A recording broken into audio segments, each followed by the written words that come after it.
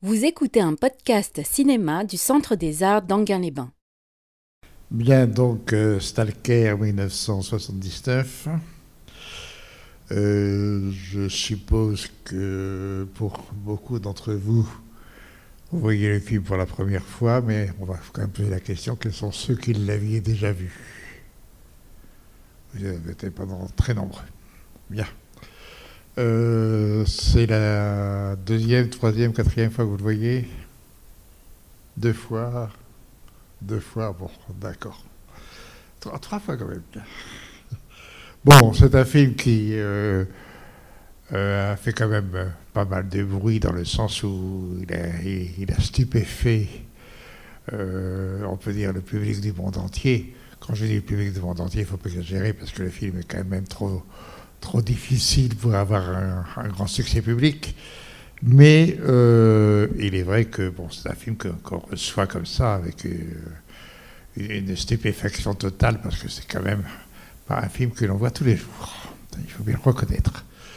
Bien, je préfère pour l'instant que ce soit vous qui commenciez à poser des questions, à dire vos opinions, etc. Car c'est un film justement très intéressant pour ça, pour vos réactions. Qu'est-ce que vous avez compris à ce film? Pourquoi ce film, etc. Enfin bon. Nous sommes, je répète, en 79. Donc, Tarkovsky est encore toujours russe à ce moment-là. Nous sommes au moment où, c'est juste, depuis Brejnev, c'était Brejnev, non, à l'époque? C'est ça, hein?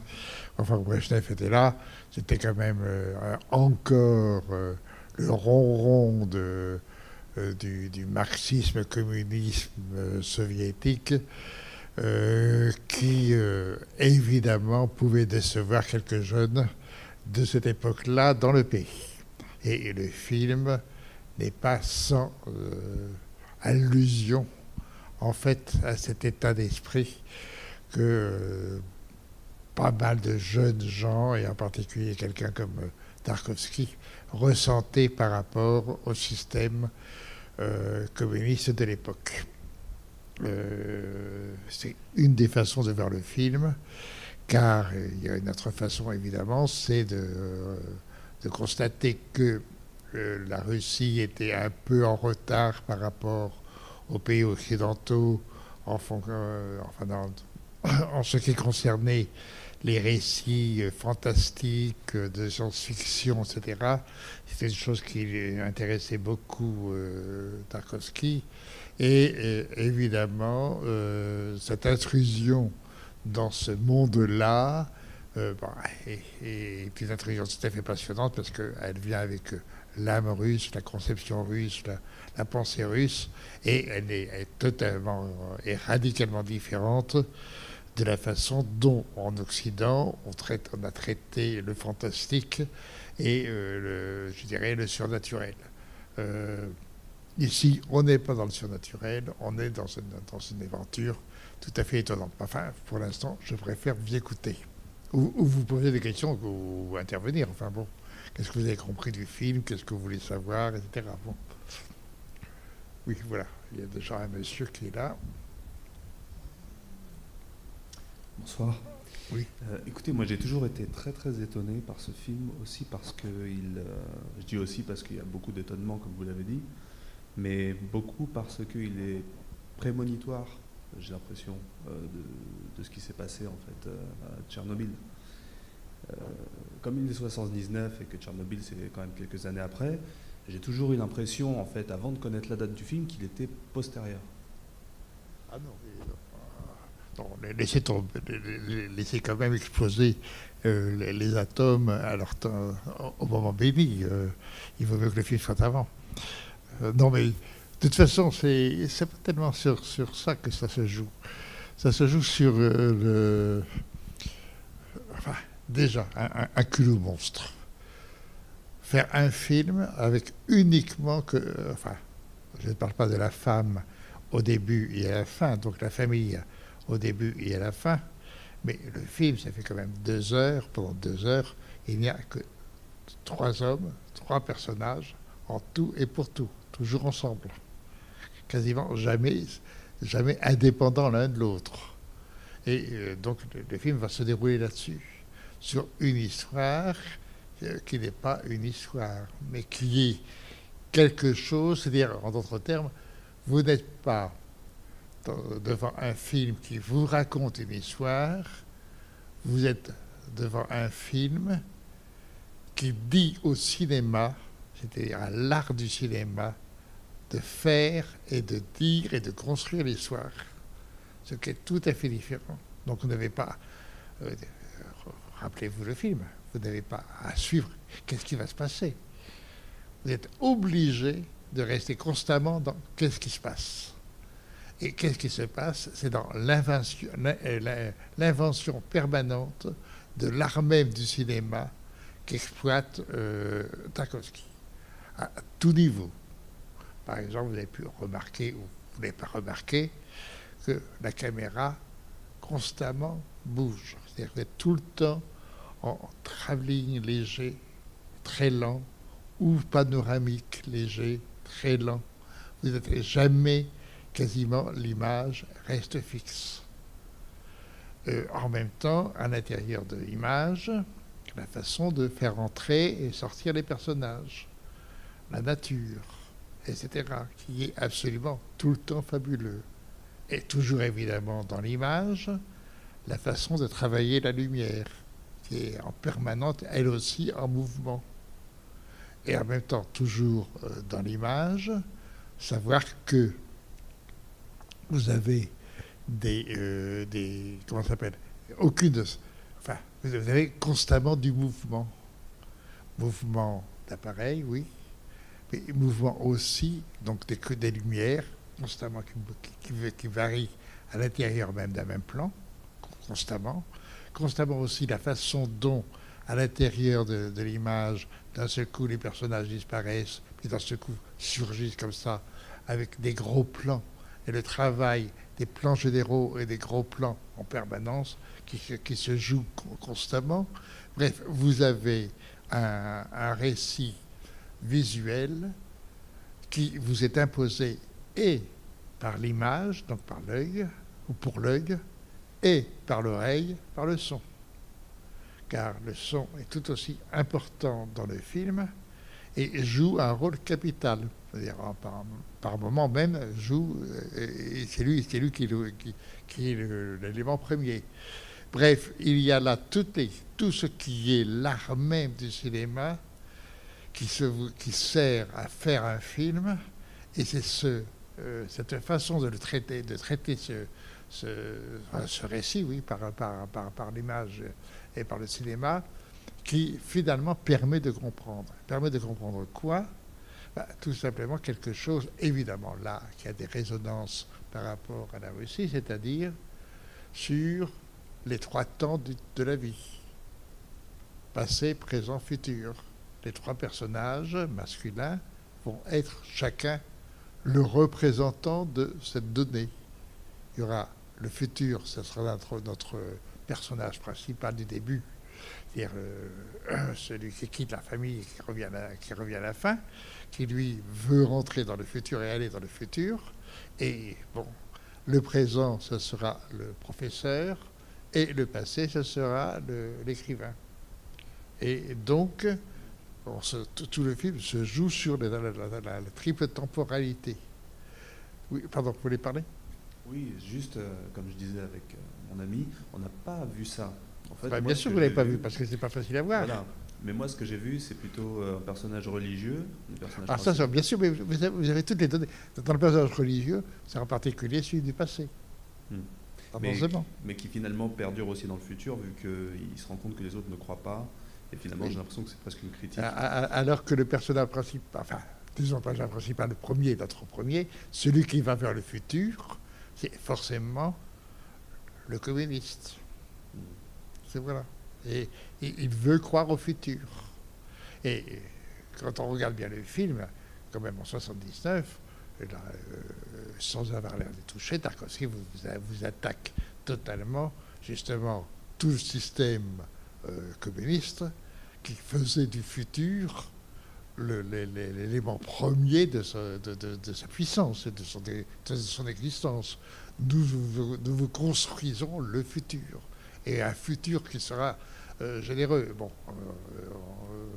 ça aboutit à un résultat que l'on connaît qui va arriver 10 ans plus tard, et il n'empêche que notre personnage principal veut, au début, il n'arrive absolument pas à avoir une situation dans le temps, et il veut quand même, enfin, au début, la femme, l'épouse, lui demande de rester, de faire quelque chose, et il part parce qu'il veut aller conquérir le futur. Et c'est le futur qui va résoudre son problème. Et à la fin, le futur ne lui résout pas son problème. Regardez bien le film.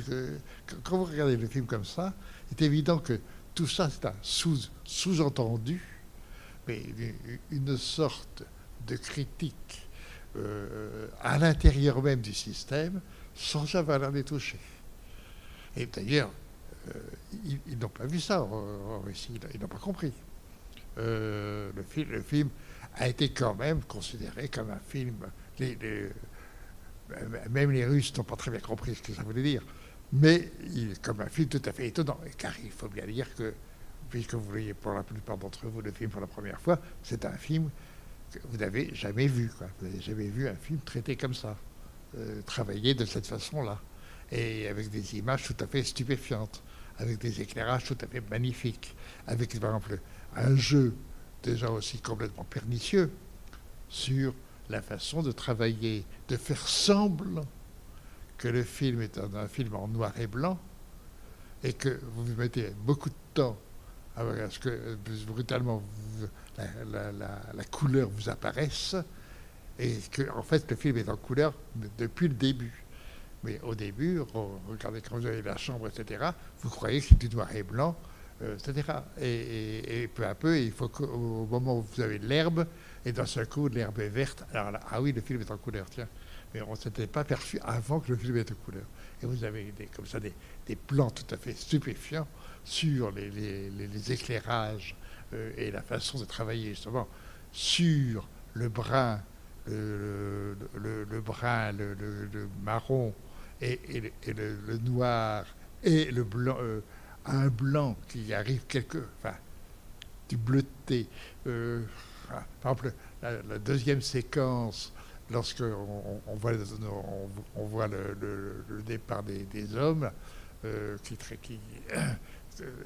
tout ça est fait sur une espèce de brume, c'est brumeux sur l'éclairage, etc. Vous n'avez aucun éclairage tranquille et ouvert, etc. Enfin, c'est là où il faudrait vraiment voir le film, revoir le film par séquence, parce que c'est un travail absolument magnifique de bout en bout, de point de vue de cinéma, avec en plus un film qui a été coûté extrêmement cher, parce qu'il a fallu qu'il construise tous ces décors, etc. Tout à fait étonnant. Je voulais parler, Madame France. Oui. Moi, je l'ai vu pour la première fois, et là, je dois dire que c'est très dense, et j'ai trouvé que c'était plein de symboles, énormément de symboles qui apparaissent. J'ai eu l'impression de voir une descente aux enfers, de retrouver le chien comme le Cerbère, le personnage peut-être Perceval avec une sorte de pureté aussi. Non, mais c'est vrai qu'il y a un côté poème. Et poème philosophique. Oui, voilà. Donc, de toute façon, c'est un poème philosophique, de toute façon. Et c'est en même temps aussi un discours philosophique, parce que... Oui, un chemin initiatique pour chacun d'entre eux. Totalement initiatique, bien sûr. Et puis ce chemin traversé avec l'eau, parce qu'il y a de l'eau partout. Enfin, l'expression de devoir se purifier dans des... Oui, mais c'est assez bizarre. Vous avez déjà vous avez suivi un peu la rétrospective Tarkovsky? Pas du tout. Ah oui, ben c'est ça, parce que vous avez vu déjà dans tous ces films l'importance de l'eau, de la nature, et en particulier dans la nature l'eau. L'eau, la pluie, les rivières, etc. Et ici, c'est extrêmement présent. Et toute la fin du film, enfin le dernier plan des trois hommes, c'était ce moment où ils sont dans une espèce de grotte avec la chambre. Cette petite mare d'eau, c'est ça, la chambre avec cette petite mare d'eau, etc.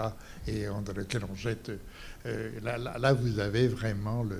Mais dans la chambre, il se passe quelque chose. À la fin, il pleut. Oui, bien sûr. Et puis, c'est là où il fait le choix de jeter les restes de la bombe aussi. Comme quelque chose qui doit être purifié, quoi. Moi, c'est-à-dire, en fait, à la fin, et celui qui jette, c'est pas non plus n'importe qui, c'est celui qui est présent. Oui. C'est-à-dire qu'en d'autres termes, la richesse, tout ça, parce que l'homme qui, disons l'homme du futur de notre héros principal, si on veut, lui cherche quand même la réussite. Enfin, ou voudrait trouver la réussite dans cette espèce de promenade qui est dans mais je ne l'ai pas perçu comme ça, moi. Comment ? J'ai pas du tout vu ça comme ça. Oui, mais réfléchissez-y, et si vous revoyez le film, vous verrez. Donc, c'est pas facile, le film, pour quelqu'un qui voit le film pour la première fois. Bon, on vous entraîne, on ne sait pas où il y a en effet, entre autres, ce que vous avez bien ressenti, c'est en effet le côté un peu dantesque de l'œuvre, enfin cette espèce de promenade tout à fait fantastique, dans une espèce d'enfer. En fait, on ne sait pas trop où est l'enfer, en fait. Comment ? On se demande si l'enfer, c'est pas la réalité. Mais de toute façon, et la zone, c'est là où ça fait il y a la vie. Ça fait là-dessus, puisque c'est dit depuis le départ. Justement sur le réel. Et dans le discours philosophique, c'est justement qu'est-ce que c'est que le réel. Et tout ça est dit à l'intérieur. C'est-à-dire que le réel n'est pas réel, ou en revanche, enfin bon, je ne sais pas même faire tout le discours, qui est quand même extrêmement complexe de toute façon, mais c'est une sorte de... De toute façon, c'est fait sur le temps. Et c'est de réflexion sur le temps, et de réflexion philosophique, poétique, narrative, sur la temporalité. Avec justement trois personnages, qui sont trois personnages liés aux trois temps, présent, passé, futur, qui sont justement les éléments moteurs de toute dramaturgie. Toute dramaturgie se fait sur le temps. Et en même temps aussi, évidemment, sur l'espace tridimensionnel. Mais fondamentalement, la narration dramatique est faite sur le temps. Et cette temporalité, c'est le 1, 2, 3.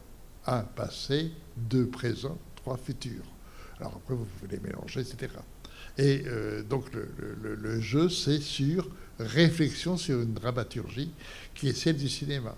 Et en même temps, celle du cinéma qui, en même temps, prouve qu'elle est capable, par l'expression même de l'art cinématographique, et uniquement que par l'écriture de l'art cinématographique, de concurrencer, si on veut, la littérature, la philosophie. Je pourrais même dire d'une certaine façon aussi la musique, puisqu'il y a ce jeu-là aussi à l'intérieur du rythme des plans qui ont leur musique. Je ne dis pas celle de l'oreille, celle de l'œil. Le nombre de fois où les plans ont une durée qui ne mérite pas l'intrigue. C'est une durée simplement spatiale qui est liée. Bon, et le nombre de plans comme ça, ne serait-ce que la fin, la fin dans la grotte, c'est entièrement fait là-dessus. C'est fait sur... il ne se passe rien, personne ne bouge, mais en même temps, en effet, il y a des choses bougent. Et dans le temps, la pluie, etc., ce qu'on a vu. Et ça, Tarkovsky, s'il a eu une influence, c'est là-dessus. C'est-à-dire qu'aujourd'hui, on peut dire qu'on ne peut plus faire de cinéma comme avant. C'est-à-dire qu'on ne peut plus rester... j'entends pour les vrais grands cinéastes, on ne peut plus rester sur la simple narration d'une histoire. Aujourd'hui, par exemple, l'histoire, c'est le film lui-même qui l'a construit. C'est l'écriture elle-même ou c'est l'art lui-même qui fait l'histoire. C'est ce film. Et à ce moment-là, évidemment, ça devient tout à fait passionnant. Par exemple, si vous avez vu le dernier film, puisqu'il vient de sortir, le film de Lars von Trier, le tout dernier, il est archi passionnant et on se rend compte à quel point Lars von Trier a été influencé par Tarkovsky. Parce que, bon, on dirait des Nordiques ont le droit de s'inspirer les uns les autres. Le Danois von Trier a subi l'influence de Tarkovsky, d'accord, mais en même temps, c'est aussi passionnant. Je crois que monsieur, vous vouliez parler. Non? Ah bon? Non? Vous vouliez pas parler? Non? Je m'excuse, j'avais cru comprendre. Bah, du coup, je veux dire quelque chose. Sur l'unité de temps, enfin, c'est presque une unité de temps. C'est d'ailleurs, à mon avis, ce qui explique. Vous comprenez ce que je dis? Non. Non, je disais simplement au niveau du temps, de la temporalité du film, c'est presque une unité, c'est-à-dire qu'on est presque dans une continuité jusqu'à, on va dire, la fin où on voit finalement pas leur retour. On a l'impression que finalement on les suit sur un parcours sans s'arrêter. Oui, et puis en plus, vous n'avez aucun signe de temporalité. C'est-à-dire qu'on ne sait jamais si on est enfin, a priori, on est toujours dans la journée, mais on n'est pas dans une journée avec un début, avec l'aube, le midi et le soir. On ne sait absolument pas quelle heure on est. Il n'y a pas d'heure, en fait. Une espèce de promenade. Oui. La nuit va tomber. Il dit que la nuit va tomber. Je n'ai pas compris quoi. Dans la temporalité, il dit que la nuit va tomber, donc on sait qu'on est en fin de... c'est ça, la nuit va tomber. On sait qu'on est en fin de soirée. Mais en même temps, ce n'est pas... C'est dit, mais ce n'est pas véritablement filmé. De toute façon, il y a un moment, on est dans le tunnel, etc. C'est complètement dans des espaces qui sont mentaux, en fait. Et on est dans de l'imaginaire, sur, évidemment, des bases de réalité.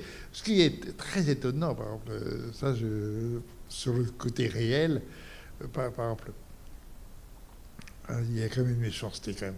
Je trouve l'ouverture dans la chambre où d'un seul coup, quand même, on est je répète, en 79, et on voit une chambre d'une misère totale. Comment? Partout, tout le temps. Mais depuis le début. C'est-à-dire que voilà notre belle Russie. Voilà notre belle Russie et notre réussite. Bon, c'est une gentillesse totale sur le régime. Et pendant tout le film, c'est un monde où justement on veut, enfin, c'est le personnage du premier qui veut un futur. Qu'est-ce que vendait le marxisme, enfin le communisme? Il vendait un futur présent. Nous construisons un futur magnifique.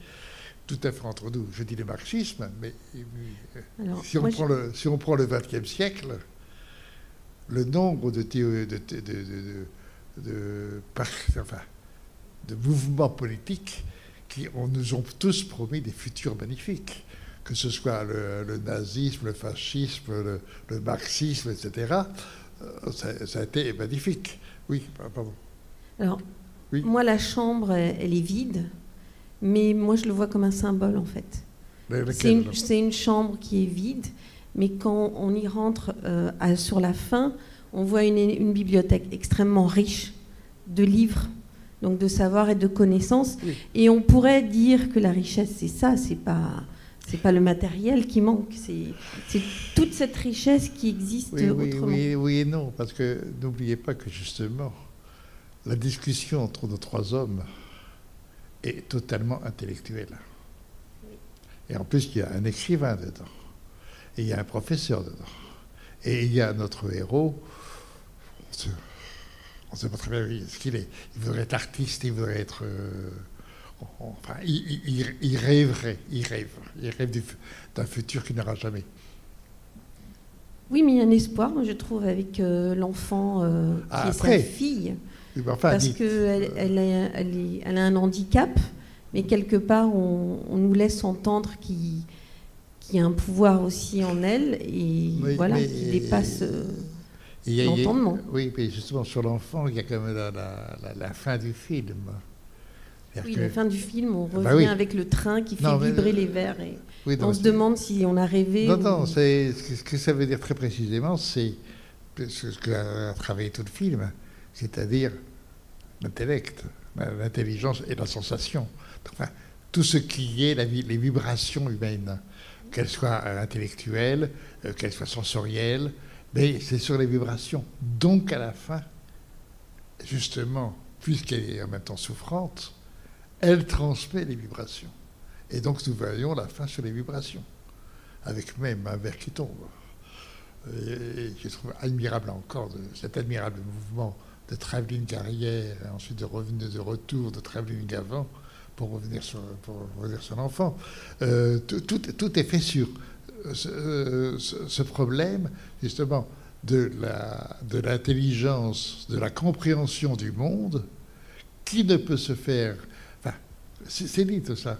Qui voudrait se faire que par l'intellect, alors qu'il ne peut se faire, cette connaissance du monde, ne peut se faire qu'avec la totalité de tout ce que nous avons, et en particulier des sensations, des nerfs, etc., de l'imaginaire et tout le reste. C'est-à-dire que l'intellect ne suffit pas. Et c'est dit dans le film, hein, en plus. C'est pas ce que je vous dis Oui, ça, là. c'est vrai. Vous l'avez entendu.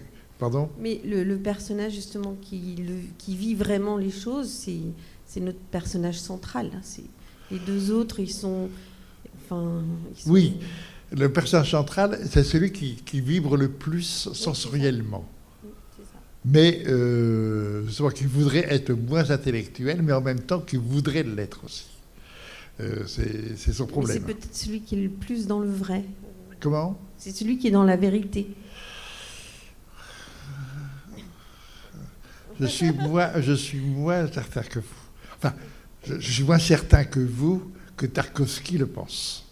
Je pense que pour Tarkovsky, justement, ce qu'il essaye aussi de peindre, c'est en même temps, ce qui est évidemment nécessaire dans ce type de discours, c'est qu'est-ce que c'est que l'art, et qu'est-ce que c'est qu'est-ce que transmet l'art, que réfléchit l'art, que distribue l'art, à quoi sert l'art. C'est aussi un peu le sens du film. Mais du coup, Tarkovsky est un croyant. Excusez-moi, je vous passe le micro. Mais bien sûr. Mais C'est parce dit que, la fin. en fait, je crois que le tournage a été hyper chaotique et il a dû retourner pas Comment mal de... Le tournage a été très chaotique, très problématique. Bah, dites.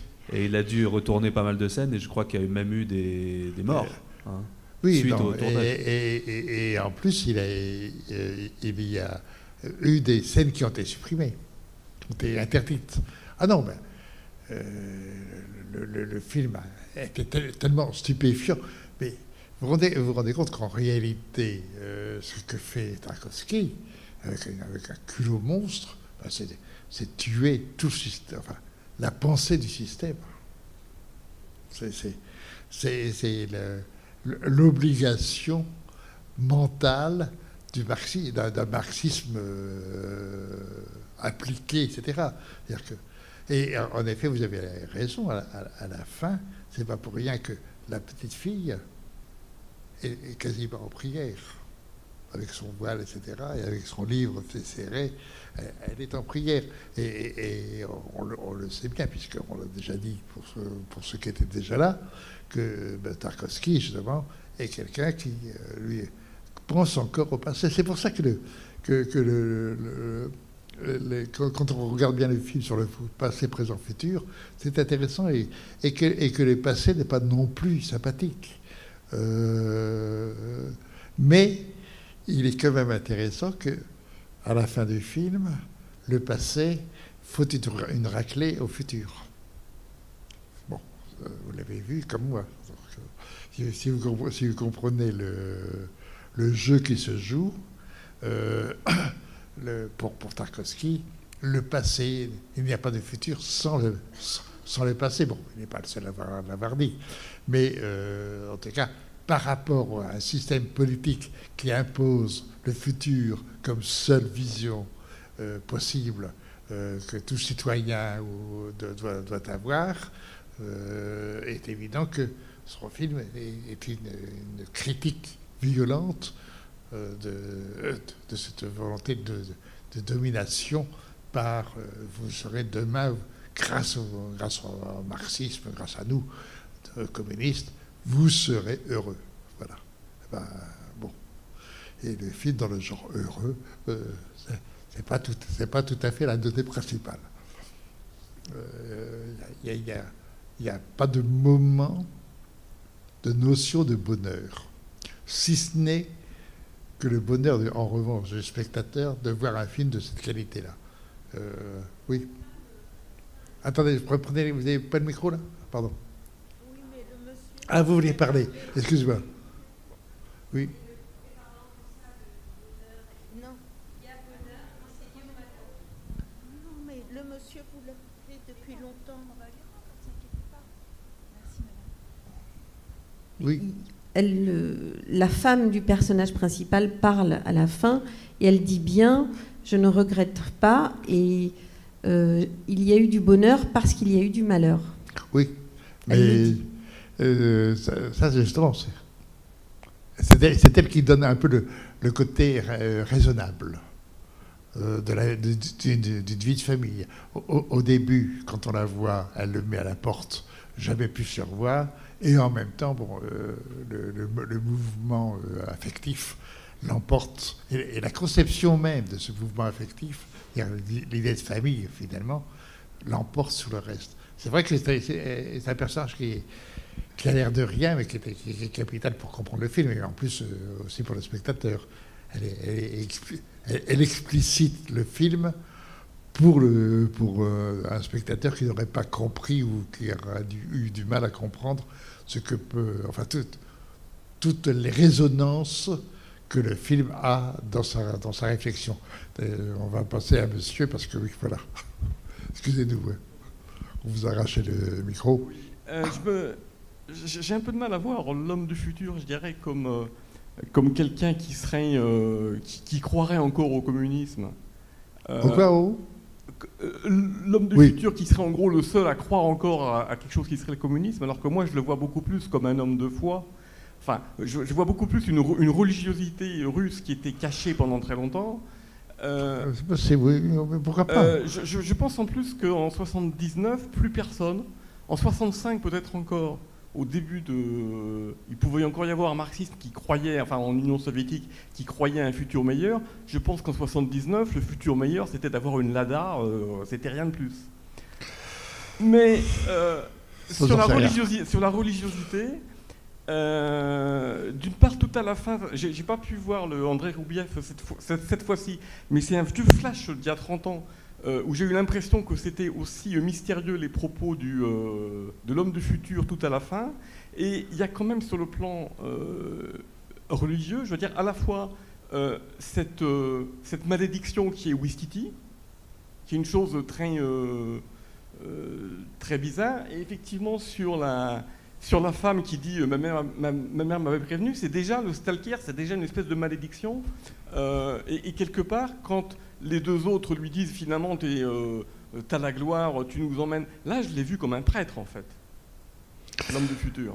Oui, mais de toute façon, ce qui est intéressant là encore chez Tarkovsky, c'est que la foi est présente chez tous ces personnages. Tous ces personnages ont une foi. Mais et notre personnage, disons principal si on veut, a la foi du futur. Mais il le voit, et en effet vous avez raison, il le voit en foi. Il a une croyance.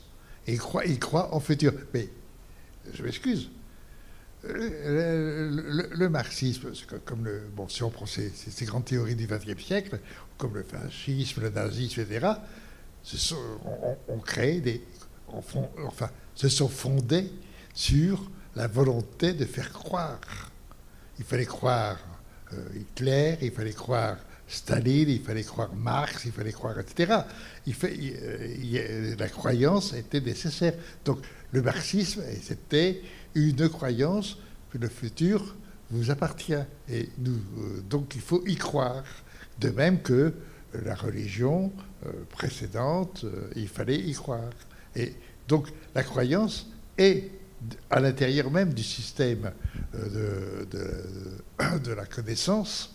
Et le film, je répète, est un film sur la notion même de la connaissance. C'est fait là-dessus. C'est le discours général sur qu'est-ce que c'est en effet que le futur, la connaissance. Est-ce que vous voulez, c'est dit à un moment, vous voulez croire que vous allez dans le futur pour croire, pour savoir et croire, et en fait ce n'est pas vrai, il faut aussi passer par le passé, etc. Il n'y a pas de futur sans passé, et bon, tout cela étant quand même proposé dans le discours philosophique auquel on assiste pendant tout le film. Donc cette réflexion sur la connaissance est en effet, au fond, le sujet du film, mais ce sujet étant à quoi sert cette connaissance, pourquoi, qu'est-ce qu'on veut en faire, comment la ressentons, etc. Et fait-elle du bien ou du mal? Là encore, c'est la question d'ailleurs que à la fin, la femme pose elle-même. Est-ce que ça fait du bien ou du mal? On ne sait pas. Et la petite fille, qu'elle soit infirme comme ça, oui, pardon. Allez-y, madame. La dernière scène, Attendez, la dernière scène, c'est comment le père, ce stalker quoi, le père qui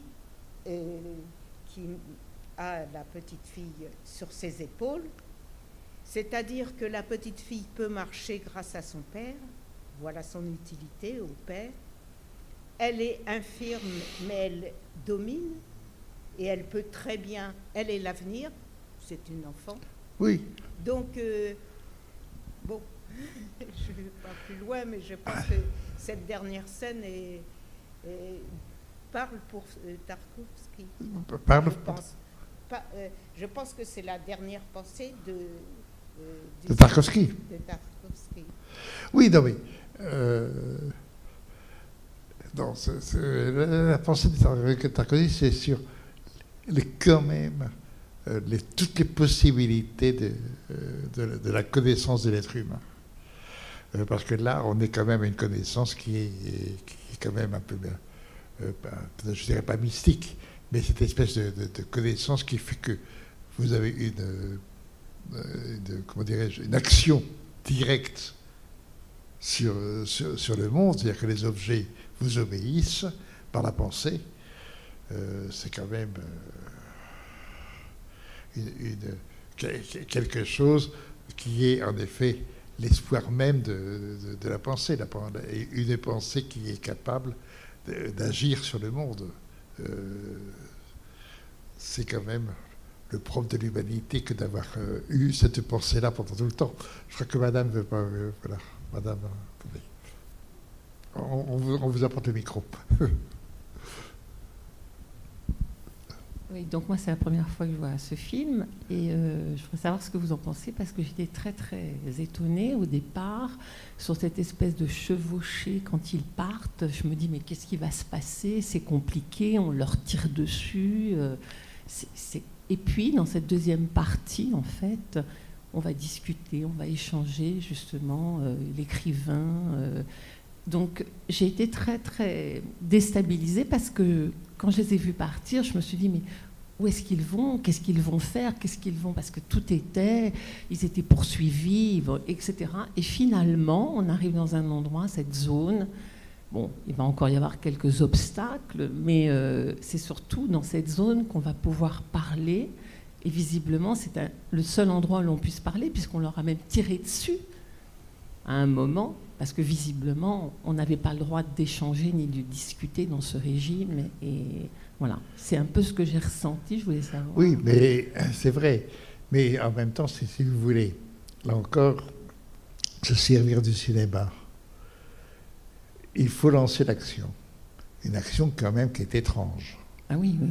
Bon, donc il faut la lancer. Et pour la lancer, il va se servir de choses qu'on connaît. Bon, une frontière interdite, donc une zone, puisqu'on parle de zone, qui est interdite, et en effet protégée par des policiers qui tirent sur les gens qui rentrent dans cette zone. Bon, toute cette espèce de course au début, qui est une course en effet de cinéma qui pourrait être traitée à la Hollywood, il y a la poursuite de voitures, etc. Enfin, le truc bien connu. Donc ça commence par un petit côté comme ça policier pour nous permettre de rentrer et de nous faire accepter l'idée de la zone. On est rentré dans une zone totalement interdite et dans laquelle ils ne sont que tous les trois. Et dans des zones qui, en principe, on ne doit pas quitter et qui est plus ou moins mortelle, quoi. Et constamment, la mort est présente dans cette zone. Mais la zone qu'en réalité dont il est question, c'est tout simplement la zone de l'imaginaire déjà pensé, quoi. Et donc, cette zone-là, en effet, a une frontière et en même temps n'a pas de frontière. Et en même temps, c'est une zone très bizarre, avec évidemment des tunnels qui sont ceux de l'ignorance, de la pénétration à l'intérieur de tunnels pour essayer d'arriver à l'accès, à la clarté du monde, de la connaissance. Bref, c'est vraiment l'idée d'une zone et on entre dans l'univers de l'imaginaire, dans l'univers de la connaissance. En fait, on promenade dans le monde de la connaissance. Et dans le monde de la connaissance, on ne connaît rien. Voilà. Donc tout est parfait. Il y a aussi un peu d'humour, hein, quand même. Enfin,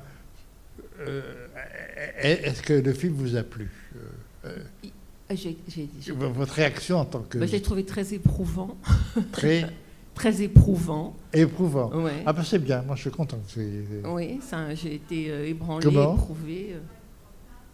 Non, c'est pas une promenade, c'était une pénétration. Oui, oui, puis les dialogues sont quand même...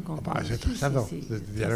Il y a une telle réflexion sur tant de choses, justement, Mais aussi par rapport à l'URSS. Tout à fait, entre nous, ça fait quand même plaisir, malgré tout, de voir un film comme ça. C'est-à-dire qu'au moins, on ne nous a pas amusés. C'est pas une amusette. Voilà, absolument. C'est quand même là... J'ai trouvé éprouvant. Vous voulez... Non, allez-y, monsieur, je vous en prie. C'est la première fois que je vois le film. C'est la première fois? Oui, c'est la première fois que je vois le film. Et tout ce que j'en retiendrai... on a beau être un intellectuel, on a beau être un professeur, on a beau être un historien, un militant, on est dominé par le sort. C'est la scène du tirage au sort avec des allumettes. Les allumettes, c'est pour enflammer. Oui. Puis alors l'autre sort, c'est le sort de Wistiti. C'est la naissance qu'il a faite, le hasard de la naissance qui l'a fait handicapé. C'est le sort qui domine tout. Hein. C'est vrai. Bon. Non, enfin, de toute façon... C'est un film qui, pour ceux qui le voient déjà pour la deuxième ou troisième fois, c'est un film vraiment étonnant, quoi. Fait partie. Moi, ce qui me plaît, en définitif, pour en revenir un peu au début, c'est que voilà, c'est du cinéma, et quand même, le cinéma, c'est un grand art. Pour pouvoir traiter comme ce sujet-là pendant 2h30, 2h trois quarts, et tenir quand même le spectateur, même bon, si on peut avoir des réactions quand même un peu tendues, je comprends ça très bien, mais on se dit, voilà, un récit que le cinéma maîtrise totalement, innove totalement, parce qu'on ne peut pas faire ça dans aucun autre art. Il n'y a que le cinéma qui peut faire ça. Ah, voilà, monsieur, pardon. Voilà. Merci. C'est juste la scène avec le couple enlacé à la fin. Il y a le couple mort, oui. Avec les squelettes. Comment vous voyez ça? C'est-à-dire l'amour dans la mort, avec le chien. Oui, mais ça, je vois ça. c'est fait justement sur la vie telle qu'elle est, c'est-à-dire, bon, la vie, c'est en effet la connaissance, mais aussi c'est le quotidien, l'ordinaire. Et à la fin, bon, la vie se vit, et forcément, si elle se vit, à la fin, elle meurt, ce qui est tout à fait logique. Ça fait partie du jeu, quoi. On est dans le jeu même de la vie, avec quand même ce qui est le plus important dans la vie, c'est-à-dire la possibilité de se servir de ses facultés intellectuelles, sensorielles, etc. C'est quand même la grandeur même de la vie, quoi. La vie, c'est ça. Si ce n'est que... il y a une chose qui m'intéresse dans le film, c'est quand même l'idée d'avoir apporté le chien, amené les chiens. Il fallait y penser, ça, parce que le chien n'a aucune raison d'arriver là, et d'un seul coup il arrive. En d'autres termes, c'est mettre, c'est relier l'homme et l'histoire de l'homme, de l'humanité, le relier à l'univers, donc à la vie elle-même. Et le chien qui arrive, qui n'est absolument pas nécessaire au film, a priori, devient en effet une espèce de réflexion ou de relance de l'idée même de tout ce qui est... Pardon. Oui, chez les oiseaux, les deux oiseaux qui d'un seul coup partent comme ça de l'étang, de l'étang du dos. Oui, en effet, dans ce coup, le monde animal fait partie... Nous, humains, nous faisons partie de l'univers de la vie, et dans la vie, évidemment, il y a l'univers animal. Mais aussi, attention, n'oubliez pas aussi les paysages. Tout le début, lorsque la longue promenade dans la nature est absolument magnifique. Et là encore, et tout à l'heure on parlait de l'eau chez Tarkovsky. En effet, l'eau et la terre. Il y a ce moment stupéfiant dans le film de la terre qui d'un seul coup... vous avez vu ce moment où la prairie d'un seul coup palpite comme un cœur, etc. Vous avez quand même des idées sur... Tarkovsky, bon, c'est quand même... c'est un poète, en fait. Fondamentalement, c'est un poète. Un poète de cinéma, mais un poète. Oui, pardon. En ce qui concerne le chien, j'ai vu ce film il y a plusieurs dizaines d'années. Donc, la seule chose dont je m'étais véritablement souvenu, c'était de l'eau et le tunnel, et le chien. Le chien. Je pense que c'est peut-être...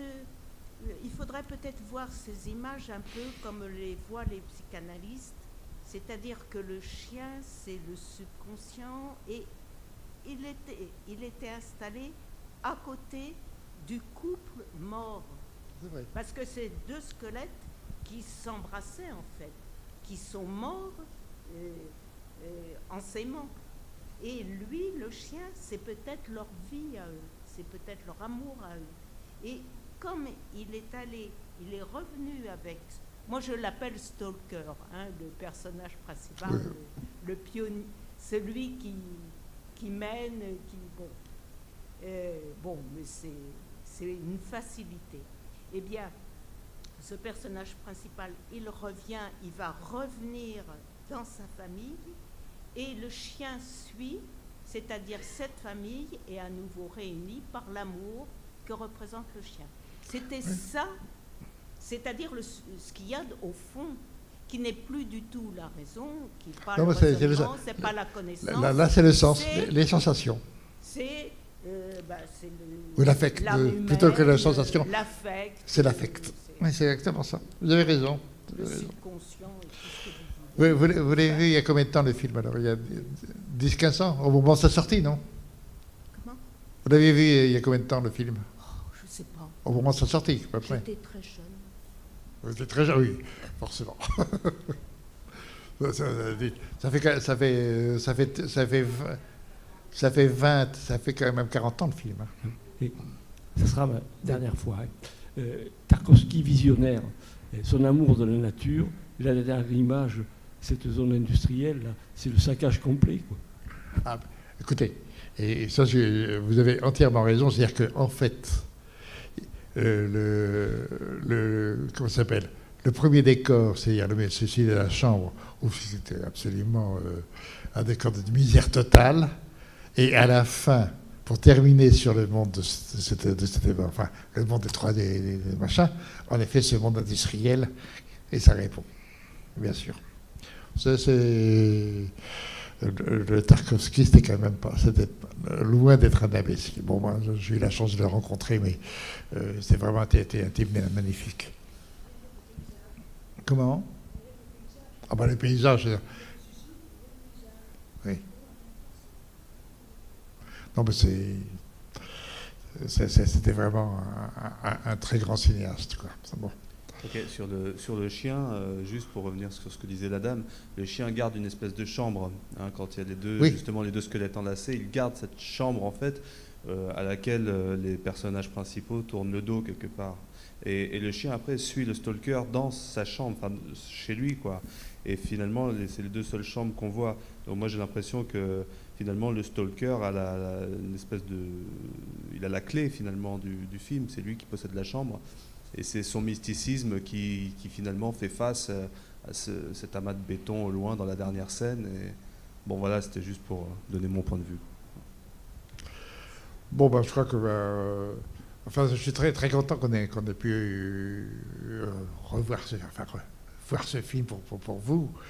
Et je vous préviens que les prochains Tarkovsky sont tout aussi magnifiques. Voilà. Donc on termine pour aujourd'hui. Et la fois prochaine, c'est quoi déjà? Nostalgia. Ah bah oui, c'est magnifique aussi. Bon, c'est quand ça? C'est en avril alors? 9 avril. 9 avril. Et après, on a quoi? Et on terminera donc en mai avec Le Sacrifice. Avec Sacrifice? Ouais. Oh, que magnifique. Ouais. Bon. Que des beaux films. Bah, en tout cas, je suis très content qu'on ait fait cette rétrospective de Tarkovsky parce que, bon... il faut quand même, si on aime le cinéma, il faut connaître des gens comme Tarkovsky. Ils sont fondamentaux pour le cinéma. Voilà. Merci beaucoup en tout cas.